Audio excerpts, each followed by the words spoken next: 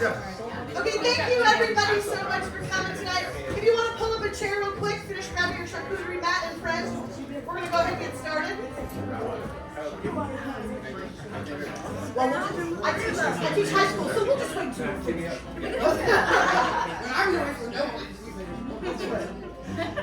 Awesome. Well, thank you so much, everybody, for being here. Hello, may I have your attention? Wonderful. Hi, I'm Kat. Nice to meet you. I did the costumes for the show. Okay,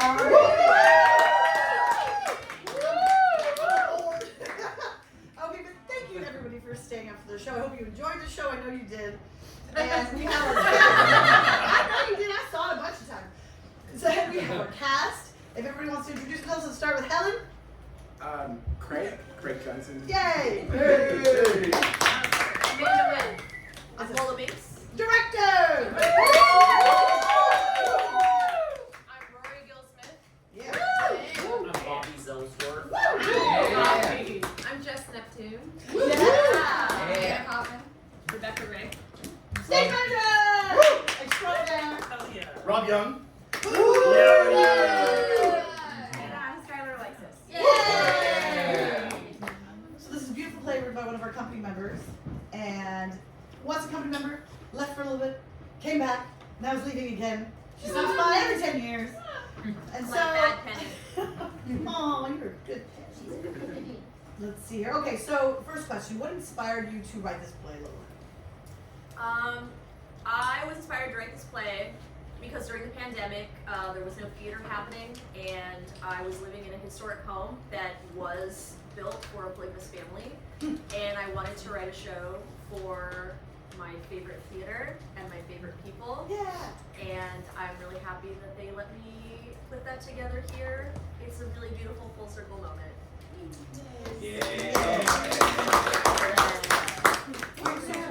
What did you wish more people knew about polygamy or plural marriage in the past, the present? I think for me, most people, when they think about polygamy, they think about something that was in the past. They think it's not something that happens anymore. And I think I would love a lot of people to know that there are a lot of polygamous groups now. Some of them are very detrimental to the people who belong to them. Some of them are pretty stable. Some of them are pretty similar to ethical non-monogamy, but it's very much an ecosystem that's alive and well. And I think I would like people to know that the people that were in the past and are now involved in polygamy are people. They're women. When people say, oh, it's how could they be so stupid, is to be in the system. Well, they're people. They fall in love. They have hopes and dreams. They have families. They have faith. And I think I would like people to start thinking about plural families as people. And also, if you ever want to donate to a cause, there's a group called Holding Out Help that helps women and children escape from not so great polygamous groups and start over. Highly recommend checking them out as well. And I think the burning question is, why so many bees? What's the Oh, are there a lot of bees here? I didn't know this. Weird. You.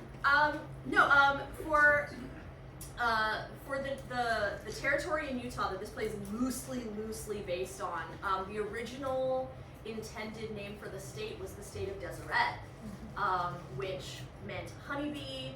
It was meant to represent industry, and I always thought it was very interesting that in that time period in the 1800s, so much of leadership was male, but the symbol that they chose was a species that has a queen. So I wanted to sort of play with the idea of how bees work together but are led by a woman. That's beautiful. That's lovely. Okay, and so for our actors, well, we can start with Craig. What was the most interesting part of the show for you? And actually, wait a second, because everybody else can answer that. But you're sort of, it's different, right? You know, you're a man playing a woman, but this isn't drag. I don't know. For me, I didn't consider it drag when I was putting you in a costume. I thought I'm building a costume for, you know, this character. Right? So, of course, what's the most interesting part and what drew you to the production? Well, Lola drew me to the production. She gave me her crazy idea to do it. I think what was interesting for me about it was approaching it from the point of view of a woman. I kind of tried to put myself in a woman's skin and play it as if I was an actress playing the role instead of an actor. So then, yeah, it was interesting working from that point of view for the first time. And what's your favorite part about Helen? Her intelligence, I think, and I think how she's always wants to take care of everything and everyone. Yeah. In spite of her imperiousness and rigidness, I think she wants to take care of everyone. Yeah, So she's been through a that's lot. better. Yeah. You had to kill a snake. Oh, Orange snake.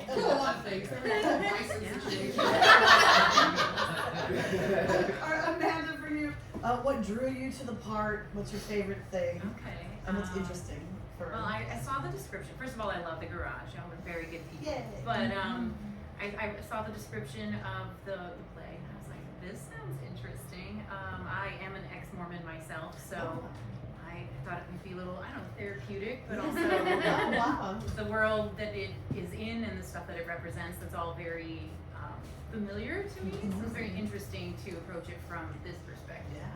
Yeah. I don't know, my favorite part about Esther, is that the other question? Yes. I like how articulate she is and how she's very quick, and also her love of reading. I deeply love reading, so I can relate to that. And she's a beautiful outfit and hair. I mean, that's an amazing thing. Who did that? Who put that wig together? I found it. No. Yes, Rory, tell me. Oh, About yes. the child. I love your hair too. Yeah, so this is my first show at the garage. Yay! Thank you. But I kind of knew them. I went to school in Long Beach, and I was like, yeah, this is a cool theater, good people, they make good stuff. So when I got like an audition announcement in my email for this synopsis, I was like, this sounds so cool, I have to go. And then both of the characters that I play, I love how, even though it is sort of within this like repressive world for women and girls, they both are able to express like a lot of rage and a lot of their own like feelings, actual feelings, not just like what's placed upon them. So, and we were kind of like making a joke, it's like I play a little girl and then I play a pregnant woman, and that's sort of the cycle of life for someone that's trapped in a situation like this. So just kind of like bringing the humanity to that, I thought was like a really interesting task to both of these like different but related characters. So yeah, I had a bunch of fun with it. Bobby. Bobby, you are probably one of the most interesting characters just in life. Just walking around the world being Bobby. What it must be like in your mind palace. I'd love to stay one night there. I know, it's like hamster wheel. I really wanted to wear a wig.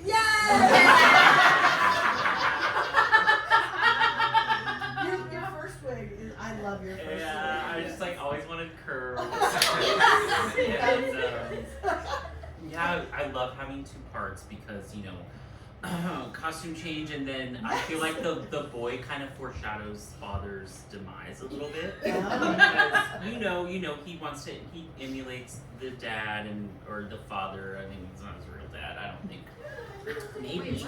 Well, I don't know. I don't think he's. Well, maybe he's the real dad. Oh no, I don't know. I don't know to my I gotta fix this. I gotta fix it. And for a little girl too, like your mother may not be here. No. Right? Both of your parents are.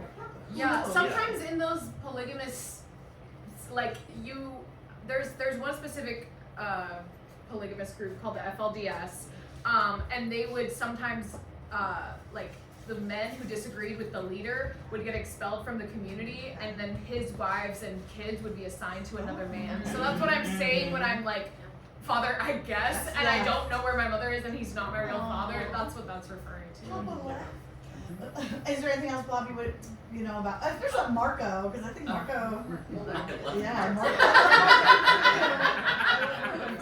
Yeah, I love Marco. I love. Do you really think? I don't think that thing was a sex thing out there. I think he came in here and he just thought of that when he saw Hill and he's like, Yes. sex thing. He felt some chemistry during Yes. their first meeting and interaction, and so he was like trying to think of an excuse of like how to get back into the house. What can I tell president? What can I tell this president to like? Yes. I want to have another talk with her. Yeah. I'm trying to have a meet cute and Nice and cute. yeah, we didn't really. charged, if you will. Poor Ralph outside's like, I never said anything That's about sex. sex thing. Yeah, Ralph. said that. Yeah, I use Ralph as the scapegoat a lot. Yeah, he shines my boobs and stuff. Yes. I'm asking for a friend. Yeah, so much fun. Very good.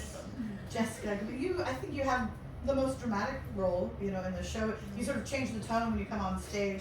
Even though at the beginning I don't think it is necessarily comedy, dark comedy maybe, but it is sort of, you guys almost feel like caricatures, right? So what I wanted was like, and we talked about this, Lola, the blonde, the brunette, the redhead, like this fucker collects wives, right? So he's got, excuse me, motherfucker. So we wanted a brunette, a blonde, a redhead. Skylar is in all pink, she's new, she's an ingenue, she's on stage. Amanda or Esther, she's blue, so it's sort of a nice soft color. And Helen's a little more stern, even though you used to be blue. Like, when we see you up here and you become the younger version of yourself, I think that is a really beautiful scene. Because you really do see you turn as soon as you realize, ugh, him, So tell me, because you're in brown. I think that my, what's my thing about So what drew you to the character? What do you love? What's most interesting? I think for me, I just love that it's really a love story for me. Yes, And- yes. And I really am love, and the whole time, it's really this like passion for this other person and wanting to express myself. And the only reason I'm there is to be near this person. And so that's really what drives me. And what really incites all that anger is this man is going to be taking me away from the person I love. And so, That you started so meek, and Yes. you were the catalyst for the cleansing. yeah, so, Yeah. it's been a very busy day. Very busy day. And where'd you get that second outfit? Who'd you take? What dead man did you take down? I know, right? Do you have any more skirts anymore? No more skirts, thank you very much. Yeah, thank you. Yeah. Diana made the hats. The hat box. Yeah, those hats, I was like, how do I make this hideous? Like, I took 2 hats, I stitched them together. The Frankenstein hat. Yeah, the Franken hat. Yeah, my husband actually gasped when he saw that hat. He was like, "What is? Oh God." And the other ones, I was like, I didn't think. Like I was just like, I'm gonna put this in, and like the less I thought about it, the worse it got. Like if I could like focus on making those hats, they would have turned out too nice. Yeah. So it was just like I'm gonna crumple it here. I'm gonna the little green one. I started cutting off the brim, and it made this like spiral. And I'm just gonna stick that back on. Throw a feather on it. Here's a bird, another bird, a dumb bird, a bunch of crows. So many The thing that ended me was when you put hats on the birds that are on. I didn't see the that. hats. The birds have hats. Birds do have hats. That's actually the first thing I did. Really? That was thought about. I was like, wouldn't it be funny if these birds had hats? Beautiful. I had a bird and a bird on a hat. And I was like, cat or bird. So, Becca, our stage manager, Bex. Yay, thank you so much. Yay. You can tell us what drew you to the project. This one. Yay! Ah. So Di's been a very dear friend for Jesus, goddamn, like 15 years something now. like that, yeah. And she's like, so I'm in this group of absolute weirdos. Do you want to stage? Yeah. And I was like, I do actually. That sounds lovely. And then she decided to have a knee replacement surgery. And she's like, so I'm not directing anymore. And I was like, hey Rob, who's another friend, can you find out if the new director still wants me to stage manage? And I got this picture from Lola with her fist up, and she's like, I was like, yeah, yes, I No, stop that track so River, hard. And just like, y'all sucked me in, all of you. Yeah. You are your perfect stage Yeah. manager. It's You're the right been- type. it's been a decade since I stage managed. I made the mistake of listening to the wrong people, and I wandered away from the theater. And I'm back. And I forgot how much I miss it and how much I love it. And it's been an absolute delight in every possible way. The intestines on the hat, I found that in downtown LA. Yes, that's what And I was like, die, wait. And I was like, oh, I was like, oh, keeps going. Oh, yeah. It was So gross. it's been so much fun. I love this Oh, group. good. Yeah. I'm glad it was a good process for you. Skies.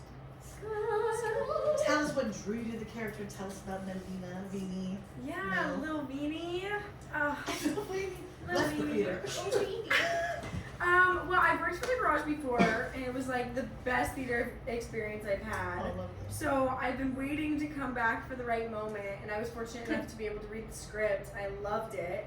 And I've always wanted to work with Rob, and also...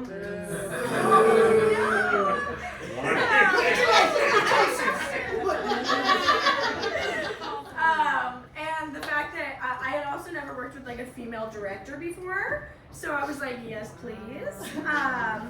And I loved it. And with Vini, she's just like, she's so playful, and she's so, you know, she may not act like it, but she has a lot of innocence. She doesn't know a lot of things, you know, and it's very easy, you know, in this type of environment to be like very easily manipulated. And I think that Vini, at her heart, the reason why she's such a kind of a bitch to begin with is kind of that she's just like, she just wants to be loved, and she's not getting the love from her husband, and then she's not getting her love from these two, so she's like, alone. yeah, she's alone, and she's also, unfortunately, a theater kid. So The worst kind of person, honestly. Yeah. Dramatic. Yeah. Yeah, I'm sure she didn't anticipate being this. She didn't think this would be the situation. Yeah, Right. you know, she just fell in love, and she's Yeah. not. It wasn't reciprocated the way that she thought. So, you know, I think that that's also one of the best. Like when I read for her, the scene was the Hamlet scene, and I think that finding those moments of her finally being like, I'm caring about myself. That's fun. That sounds like I'm gonna go with that. So, and I think that, you know, she's just, I don't know, I think she's my favorite character I played. So, yeah. And I think all of them. It's the theme is taking back your voice. You do because you're able to now get back on the stage, and I think that maybe what I saw when I watched the show was that maybe the reason Helen was so mean is because you saw yourself in her, and you're like, man, she's a fly in the trap, and here you are, and. For sure. Do you think that you see yourself in her at all, or do you think Helen saw herself in? I think also Helen's she's realizing everything she's lost since What she became gave her. up. Yeah, she thought it was going to be something different too. She thought they were going to live a simple life, and you know, he manipulated her as well, and you know. You didn't know there were going to be more Yeah, of us. he didn't know that. Yeah. Like she says, I didn't know I'd be the first wife. I didn't know that this was the world I was entering. So. Yeah, and everything he says to you when you're young about, you know, they can't. You've got this fire type or whatever it is, Yeah. and at the end telling you guys all like, you know, what's wrong with you to keep you down. That's sort of interesting how he manipulates in the beginning and then in the end. Yeah, he knows how to suck you in and Yes. by saying the right things, and then he knows how to use your vulnerabilities against you. Yeah. It's Yeah. classic manipulation. And I think that's why it's so lovely how close the wives get, because it's like Vini only being there for 6 months, she's the loudest, but she also doesn't have a voice at all.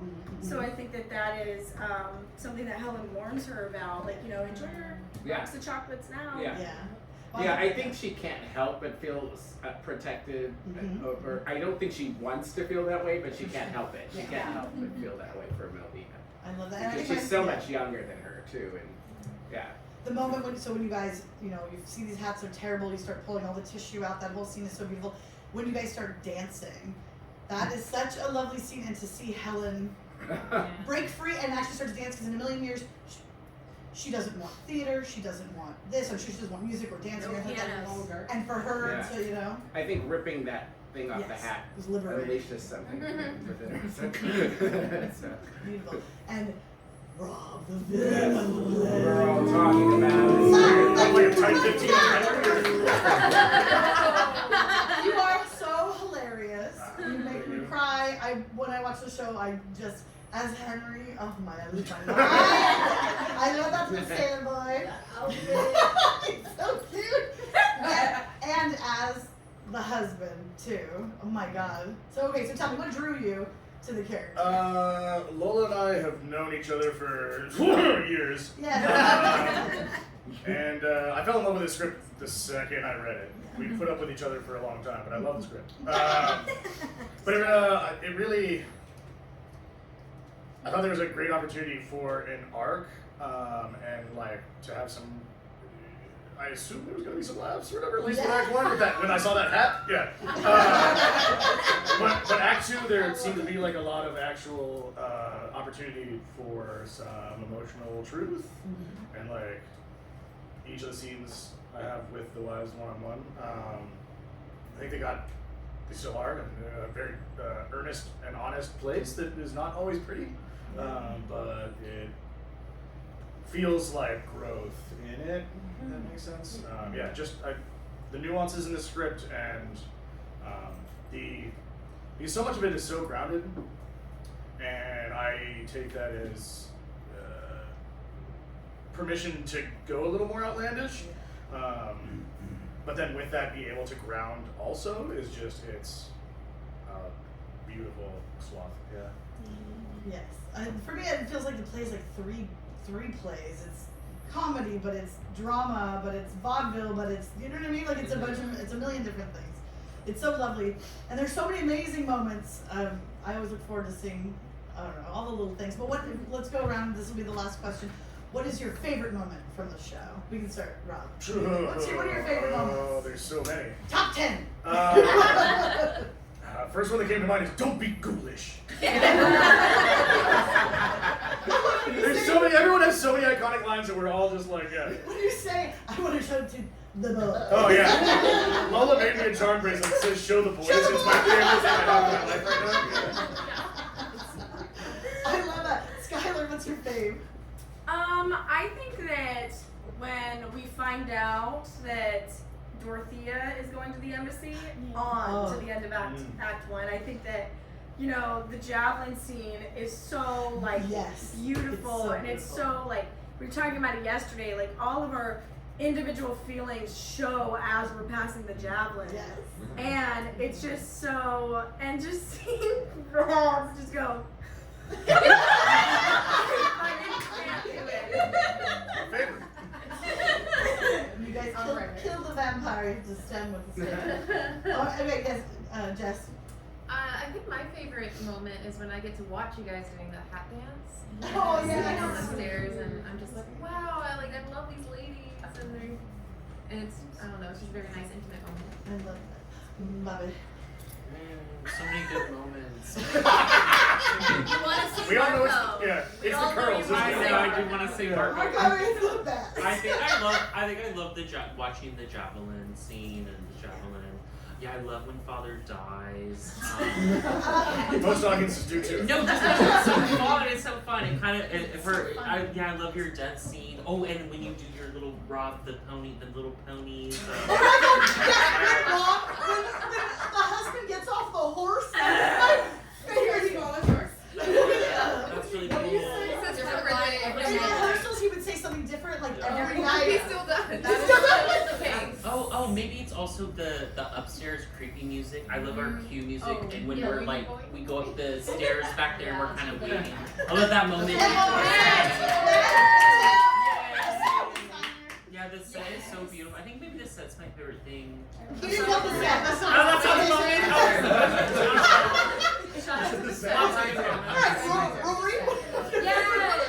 My favorite moment is when Dorothea and Esther have their little thing on the floor and they're like falling in love. Yes. Oh. I like, yeah, just throw a blanket over. Let's go to the actors first, and then Lola, you can tell us.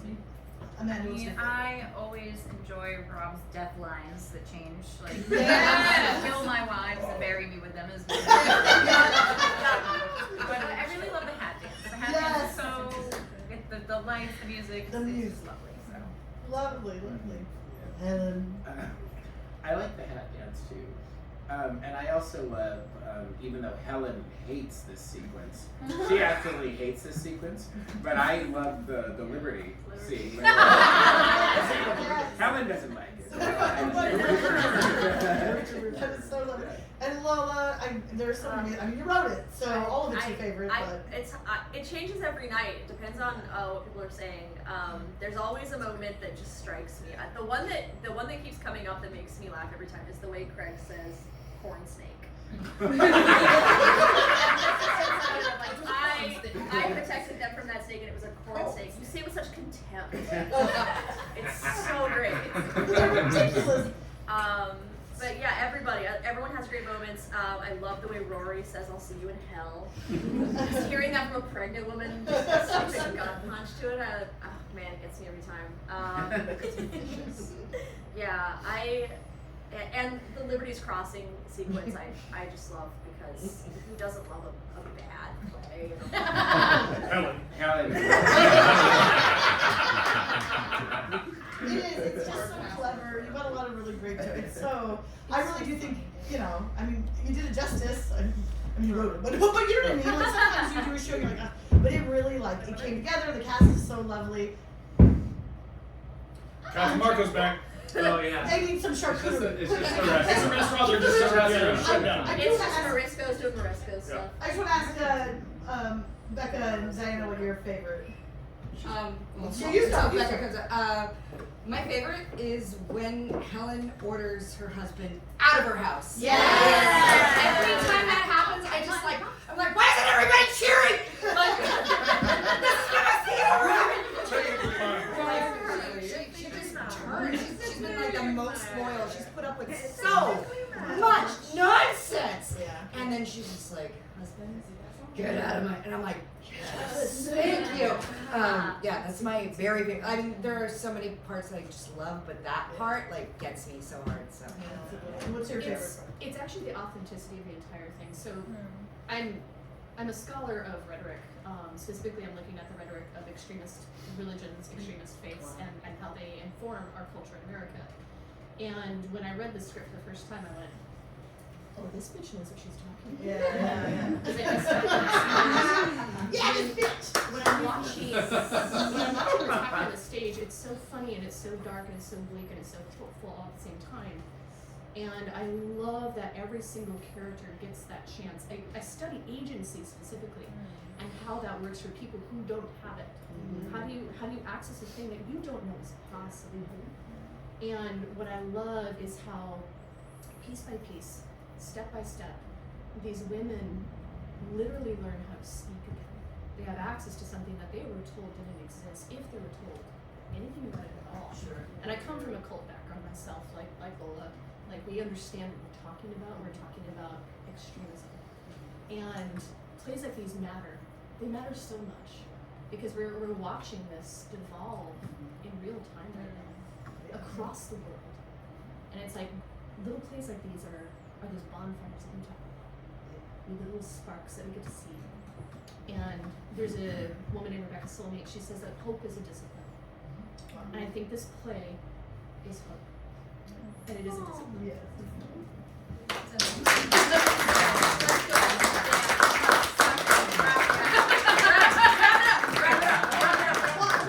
Let's take questions from the audience, but if there are none, charcuterie, but tell me. Yes. Oh, let's start with you. Yes. So my biggest question was exactly, it kind of comes from what you were talking about, and like this idea that I knew that this concept is very real, and it has been, done in media many times. I could not be sure of how sensitively or how honestly.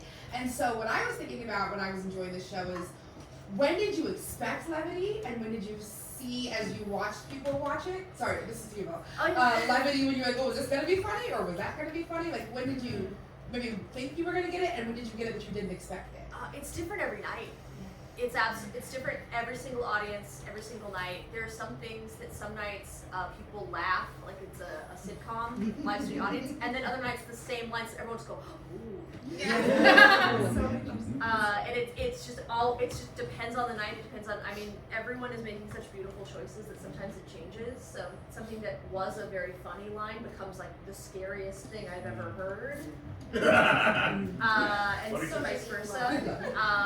So yeah, it just, I mean, I think as a writer, you have to write something, you have to trust that it will be something different depending on how people say it. They haven't let me down yet. Lovely. Any other question over here? Yeah, I've come to live theater by watching my Rory.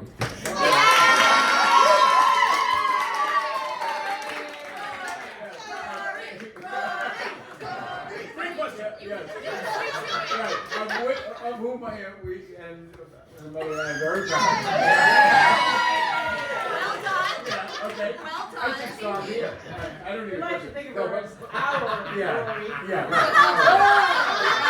That's right. All right. That's right. Fair enough. You were there too. You were there too. Anyway, my question is, this is like the world premiere of this play, right? And how much of what we saw tonight is what you imagined as opposed to what they brought to it and how they kind of interpreted their characters, and did it change much? Did you like have to rewrite or have to say, let's do it this way from now on? Can I, so for you, can I ask you, can you tell a little bit about, when we did this as a reading, it started out as a one act. Yeah, actually, yeah, great, thank you, Kat, because that's, I completely would have forgotten to say that part. So originally this show was just the first act, and we did a seated reading here for the summer reading series that Garage does, and the question that everyone immediately had, I think in large part due to how Craig performed Helen. Yes! Everyone's like, what happens to Helen? Where does Helen go? Does Helen get away? That's nice. So I initially was like, no, it's one actor. It's left to your imagination. Then I went home and I sat with it and I said, where does Helen go after this? Where do they all go after this? What do they do? And then within 2 weeks, I'd written a second act. It just happened, and it really was born out of the performances and the response. So the first act is probably 50% the way I intended it, and the second act is entirely from the actors and the experience of how people reacted to the first act. But we've changed lines throughout the run as well. If lines don't make sense for the actors who use them, if there was a direction of, I think it would be pronounced this way, but it doesn't work the way the actor's playing it, we throw it out and we try something different. I trust my actors, and they're all wonderful, and it's kind of a privilege to get to throw out source material so actors can do silly, stupid horse jokes every night. It's a small horse, not chance. What was it last night? Was My Little Pony? You know me, I love My Little Pony. Okay. Any other questions? Does anybody have anything before we? No? You have a question? I have a question. So you told us where the idea of the play came from, but I want to know the idea for the characters. Like, were you imagining when you were in this home? Did you imagine these people, or are they characters from your life, or what's? I mean, I think all of them have a little bit of me in them. I think any writer that says they don't do that is lying. I tried to create an ensemble. I love an ensemble cast where everybody sort of has a strength and a weakness, and they all work together. So I tried really hard to create people that had really big flaws and really big strengths that balance each other out. So I wanted someone who, seemed kind of joyless, but was actually like the rock holding everyone together. I wanted someone who was like the heart. I wanted someone who had just like dreams and elegance and wanted to have a good life. I wanted to have an insane theater person. And obviously I had to have a terrible, terrible man. So I'm still waiting to find those perks. I tried to have just a variety of people that worked well together. I think characters are more interesting if they're kind of awful on their own, but they make each other better together. Like the garage.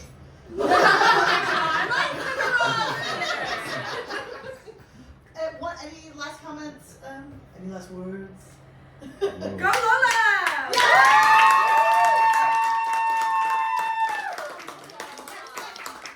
Yes, Eric, yes. Oh, well. What's next Anything in you'd your like to say life? while No. Matt It listens to doesn't the- matter what's next. I just want to say, like, Lola came here years ago through Rob. And, Physically through. yeah. Matt. Wasn't hard to get over. Yeah. And, we loved her immediately, like, you know, she's talented, intelligent, and stuff. And then she went away, and she came back, and then she said she wrote a play. And if you exist in our world, like sometimes it's like someone you may love dearly says, I wrote a play. You're like, oh, you never want to give people bad news, you know. And, Sorry about your play.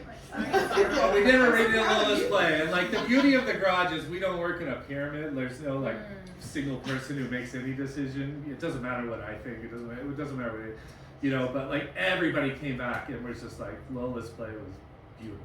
It was beautiful. And with that, we're like, fuck, we're doing it. We're doing it. It doesn't matter, you know. And I know she was reluctant to direct at first, but we all knew she was the right person to do it. And now you're leaving again, I know. which I know you have to do. But Temporary. we say this to everyone that we love and is involved in the theater, that like this is always your home. We'll always be here. So we got you. You've been served.